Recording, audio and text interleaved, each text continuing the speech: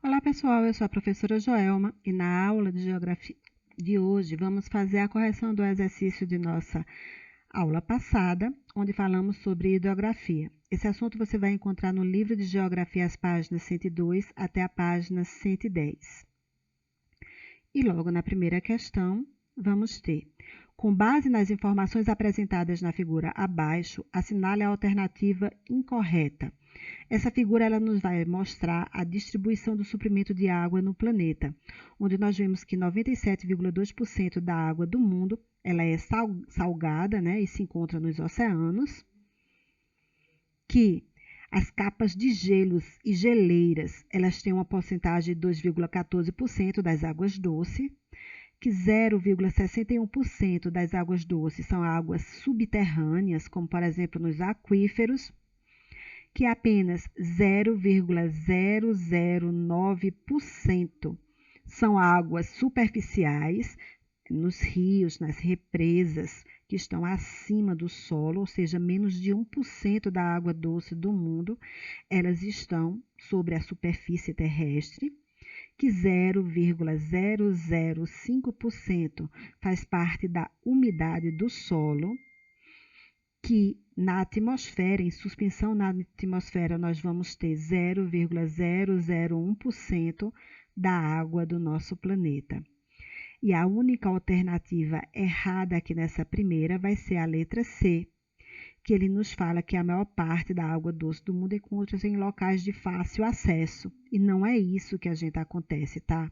Por essa figura, a gente conclui que a água potável é um recurso escasso, que a maior parte da água disponível ela é salgada, que a maior parte da água doce ele encontra-se nas calotas polares e geleiras e que a disponibilidade de água potável ela é pequena, principalmente se considerarmos que cada vez mais a população cresce e, consequentemente, esse recurso é mais utilizado.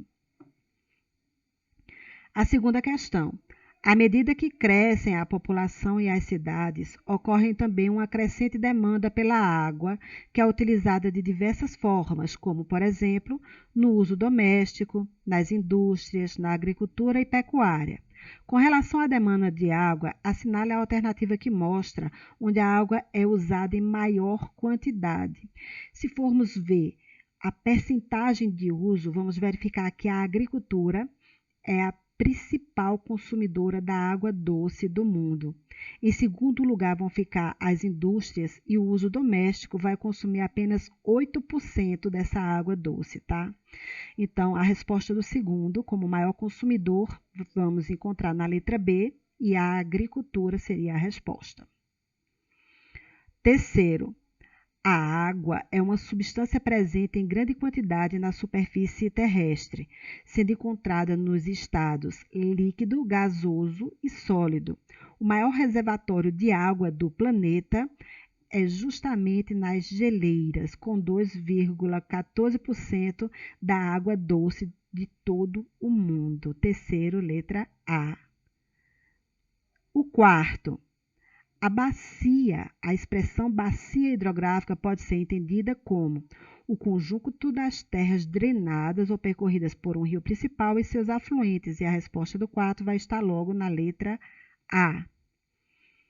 O quinto, uma bacia hidrográfica representa toda a área em que há uma mesma drenagem de água, envolvendo sempre um rio principal, os seus afluentes e subafluentes, que, juntos, formam uma rede hidrográfica. A consideração principal para distinguir ou separar uma bacia hidrográfica de outra sempre vai ser os divisores de água. O limite entre os divisores de água, a resposta do quinto vai estar na letra B. O sexto, quanto ao regime de um rio, responda.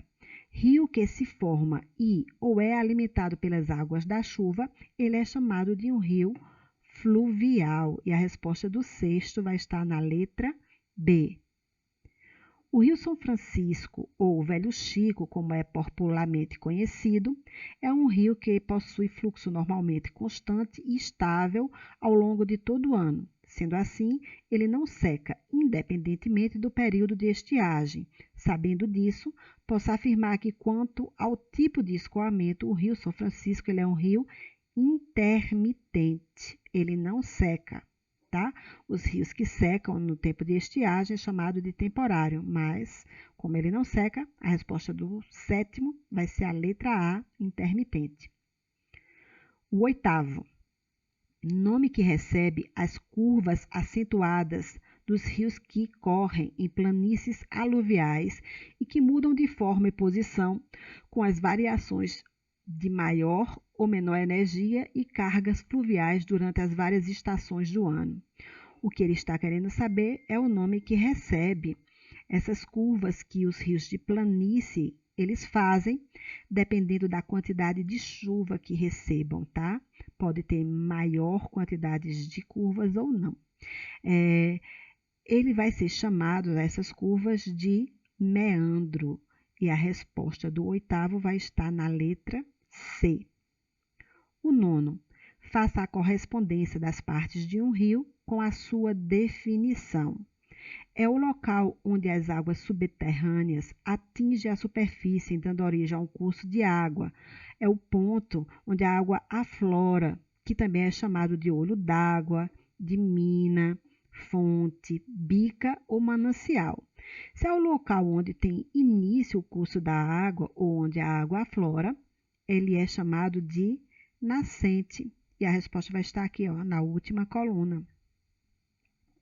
É o espaço ocupado pelas águas, isto é o caminho que o rio percorre. O caminho que o rio percorre, onde está suas águas, é chamado de leito, logo aqui na segunda coluna. É o curso de água que deságua em um rio principal ou em um lago. São os afluentes que alimentam o rio principal. E é lógico que o rio que deságua no principal é chamado de afluente, está na penúltima coluna aqui. É o ponto de junção entre dois fluxos de água, entre dois rios que se reúnem para formar um novo rio. Dois rios se juntam para formar um terceiro.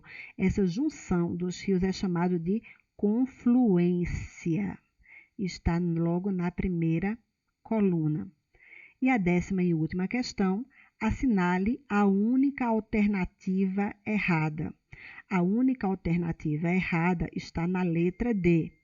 Foz é o lugar onde o rio se torna mais volumoso, normalmente na metade do seu curso. Na verdade, a foz é aonde o rio deságua, que ela pode ser de estuário ou em delta, certo? Então, a única alternativa errada vai estar na letra D, já que o rio é um curso de água doce que deságua em outro rio, lago ou mar. Pode se denominar de nascente o lugar onde o rio nasce.